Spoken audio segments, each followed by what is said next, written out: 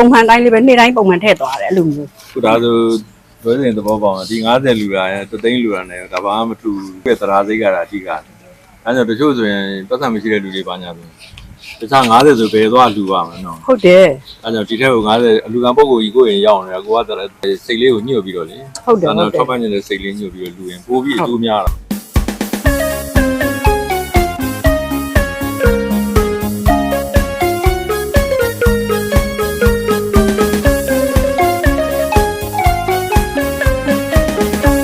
မင်္ဂလာပါရှင့်မင်္ဂလာပါညီမလေးဒီရအချိန်ပတ်ဆောင်ကြတယ်နော်ဟုတ်တယ်ဒီတစ်ခါကကြတော့လေဟိုပခုတ်ကူမျိုးသာသနာစကားဘဝတကအတင်းကကြီးပြီပေါ့နော်ဟုတ်ဥက္ကဋ္ဌဦးလွင်ရဲ့နောက်တွဲဖက်အတွင်းရင်မှုဦးစိန်ထောင်းရဲ့နောက်ဟိုဗန္နာရီမှုဟုတ်ဦးမြင့်စေဦးတို့ကလေပြီးတော့ဟုတ်ရန်ကုန်ကျိုးတော့ကျိုးတော့ဆောင်ကြီးကိုယ်တိုင်လူရှင်တွေပေါ့နော်လိုက်ပြီးတော့အနုထဆောင်နဲ့တွေ့ဆုံကြမှာပေါ့နော်ဟုတ်ကဲ့ပါကျေးဇူးတင်ပါတယ်ဟုတ်ဦးလွင်ရပြောပြပါအောင်ရှင့်ဟုတ်တော်ကြီးစိန်ဘာဖြစ်လဲတာနာတော်ကြီးကိုလေအတက်တွေရောစိတ်ပါလက်ပါနဲ့ထောက်ပံ့ပေးနေတာဟုတ်ကျွန်တော်လည်းမနစ်ကလည်းဒီဗီဒီယိုကြည့်ပြီးတော့ဟို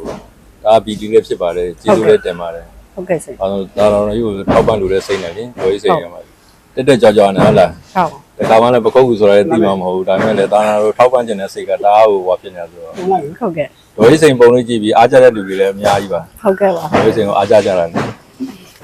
ဝန်တာပါလေနောက်လေးနောက်လေးတွေလည်းအဲ့လိုပဲဟုတ်ဒီနေ့ကိုညမမဟုတ်ဘူးအဲ့ဒါ100 200ကိုစွမ်းနိုင်တယ်လို့ထည့်ထားပြီးပြတာဟုတ်ဒါဆိုရင်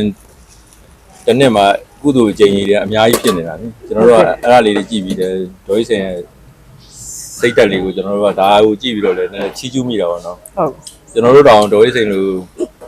အဲ့လိုလေးမလူဖြစ်ပါဘူးဒါအမှန်တိုင်းဝန်ခံတာပါဒေါ်ကြီးစင်ကဒါမမီးမလျော့ကိုသာနာတော်ကိုနေ့စဉ်နေ့တိုင်းလို့ထောက်ပံ့နေရတယ်ဟုတ်ကဲ့အဲ့တို့လည်းပီတိဖြစ်ရပါတယ်နောက်နေ့တွေလည်းဒီမြတ်မကဆက်လက်ပြီးတော့ထောက်ပံ့ပေးပါအောင်လို့ကျွန်တော်အနေနဲ့တိုက်တွန်းလို့ဆိုလိုပါတယ်ဟုတ်ကဲ့ပါကျေးဇူးတင်နောက်လူတွေလည်းဝိဆေးရနေပြီးတော့တဆင့်ပေါ့နော်ဟုတ်ကဲ့ဘာဖြစ်ပြီးအလူရှင်တွေတိုးသွားလာအောင်လည်းဆောင်ရွက်ပေးပါအောင်လို့ကျွန်တော်အနေနဲ့မြစ်တာရက်ခံနေပါတယ်ပါရှင်ဥက္ကဋ္ဌဦးလွင်ကိုလည်းကျေးဇူးတင်ပါတယ်ရှင်ဟုတ်ကဲ့ကျေးဇူးအများကြီးတင်ပါတယ်ဥက္ကဋ္ဌဦးလွင်ဘာဖြစ်လို့လဲဆိုတော့ဒီလိုမျိုးလေးစုဘူးလေးလုပ်ပေးတဲ့ခါကျတော့ညီမတို့အနေနဲ့อ่ะပေါ့နော်ဟိုအများကြီးလည်းမလူနိုင်အောင်နောက်ပြီးတော့တစ်နေ့လှူလုပ်မယ်ဆိုလို့ရှိရင်ဖုန်းညုံသွားရမယ်ဆုံးချက်ရမယ်အဲ့လိုမျိုးပေါ့နော်အဲ့လိုအချိန်လေးလည်းပေးရမယ်အတွက်ကြောင့်ဒီစုဘူးလေးလုပ်ပေးတဲ့အတွက်လေဥက္ကဋ္ဌကြီးနဲ့တကွာပေါ့နော်အတင်းသူတင်းသားများအတွေ့အမှုပေါ့လုံးမှုဆောင်အဖွဲ့ပေါ့နော်နောက်ပြီးတော့ဒီလိပ်ပံစောဖြစ်တဲ့ဒီစုဘူးလေးတွေကိုဟိုဆက်သွယ်ပေးတာပေါ့နော်ကိုနိုင်လို့မိသားစုလည်းအမအများကြီးကျေးဇူးတင်တယ်ဘာလို့လဲဆိုတော့အမအနေနဲ့ကလေစိတ်လည်းမပန်းဘူးလူလည်းမပန်းဘူးပေါ့ငွေလည်းမပန်းဘူးပေါ့နော်နေ့စဉ်အလှူလေးဖြစ်သွားတာပေါ့နော်ကိုယ့်အတွက်နေ့တိုင်းပေါ့နော်စုဖြစ်သွားတာပေါ့နှမ်းတစ်စိနဲ့တော့ဟိုပါပေါ့စီမဖြစ်ဘူးပေါ့နော်ဒါပေမဲ့နှမ်းစိအများကြီးစုလိုက်တခါစီဖြစ်တယ်ပေါ့အဲ့လိုမျိုးလေးပဲအမကနေ့တိုင်းနိုင်တဲ့အားလေးနဲ့ထည့်တာပေါ့ဟိုမမေ့တော့ဘူးဒီဟာကလေအများတန်းဖျားရှိခိုးပြီးဆိုတာနဲ့စီမီတွေပဲထုံးပြီးဆိုတာတခါကြီးကြရင်မေ့တယ်ဆိုတာထိုင်လိုက်ပြီးတော့မအောင်ငါဒီနေ့မထည့်ရသေးဘူးဆိုပြီးအဲ့လိုမျိုးထထပြီးလှူတာပေါ့နော်အဲ့လိုမျိုးလေးအဓိကအမပြောချင်တာစိတ်လည်းမပန်းဘူးလူလည်းမပန်းဘူးငွေလည်းမပန်းဘူးပေါ့နော်အဲ့လိုမျိုးခဏလှူပေါ့နေ့စဉ်လှူတာပေါ့နော်အဲ့ဒါကိုယ့်အတွက်ပေါ့နော်လှူတာပဲပေါ့အဲ့လိုမျိုးလှူလေးတွေစုတာပေါ့အဲ့ဒါမျိုးလူတွေအကုန်လုံးကိုလည်းအမဟိုဘယ်လိုခေါ်မလဲဒီလိုမျိုးကိုယ့်လိုမျိုးလဲနှိုးဆော်ပေးချင်ပါတယ်ပေါ့နော်အဲ့ဒါလေးပြောချင်တာဥက္ကဋ္ဌကြီးနဲ့တကွာအတင်းလူအတင်းသားများပေါ့နော်လုံးမှုဆောင်ဖွဲ့ရောအကုန်လုံးအများကြီးကျေးဇူးတင်ပါတယ်နော်ဟုတ်ကဲ့ကျေးဇူးအများကြီးတင်ပါတယ်ဟုတ်ကဲ့နော်အဲ့ဒါတော့ဒီအလူငွေလေးဝိုင်းကြနော်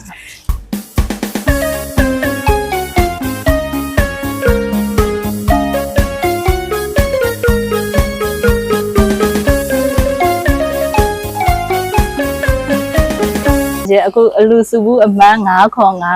အလူရှင်တော့အေးစိန်တို့မိသားစုမှလည်းအလူတော်ငွေ91,955ကျပ်ကိုလူဒန်းတော့ပါလေရှင်အခုလူဒန်းတဲ့အတွက်ကြောင့်အမတို့မိသားစုလည်းစိတ်ချမ်းသာခြင်းကိုယ်ကြီးချမ်းသာခြင်းနဲ့ပြည့်စုံပါစေလို့ဆန္ဒပြပါပါစေလို့ဆုမကောင်းတောင်းပါလေရှင်ပေးတဲ့ဆုနဲ့ပြည့်ပါလေ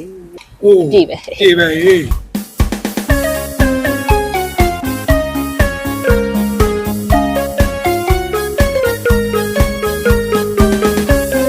အခုကတော့လူရှင်တော့အေးစိန်တို့ရဲ့ ဒုတိယမြောင်စုဘူးအလေးပေါ့နော်စုဘူးအမှတ်ကတော့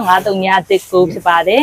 အလူရှင်တော့အေးစိန်သမီးမအီခိုင်မိုးမိသားစုတို့မှာအလှငွေ48,000နဲ့260ကိုလူဒန်းတော့ပါတယ်ရှင်ဟုတ်ကဲ့ပါဟန်ဒီတို့ပခုတ်ကူမျိုးသာသနာစကပဝတ္တကအသိရဲ့တာမဏေကျော်အလှမှာအလူရှင်ပေါ့နော်လူရှင်တူဖြစ်တဲ့ဒေါ်အေးစိန်တို့မိသားစုကနေပြီးတော့ပထမစုဘူးအမှတ်905ကနေပြီးတော့အလှငွေ91,955ကျပ်နောက်ဒုတိယစုဘူးအမှတ်9319ကနေပြီးတော့အလှငွေ48,260စုစုပေါင်းအလှငွေ3,35ကျပ်ကိုလူဒန်းတော့ပါတယ်အလှရှင်အေးစိန်သမီးမအေးခိုင်မှုတို့မိသားစုလည်းစိတ်ချမ်းသာခြင်းကိုယ်ချမ်းသာခြင်းနဲ့ပြည့်စုံပြီလို့ဆန္ဒပြေဝကြပါစေပြီးမကုန်သူမခံပေါ့နော်ဘယ်လိုမှရှိကြပါကဲလို့ခွင့်လန်းနိုင်ပါစေလို့ဆုမကောင်းတောင်းပေးပါလေရှင်ပြီးတဲ့စနစ်ပြည့်စုံပါလို့ညီမလေးဟုတ်ပါရှင်ဒါတော့စပိုင်းလေးပါ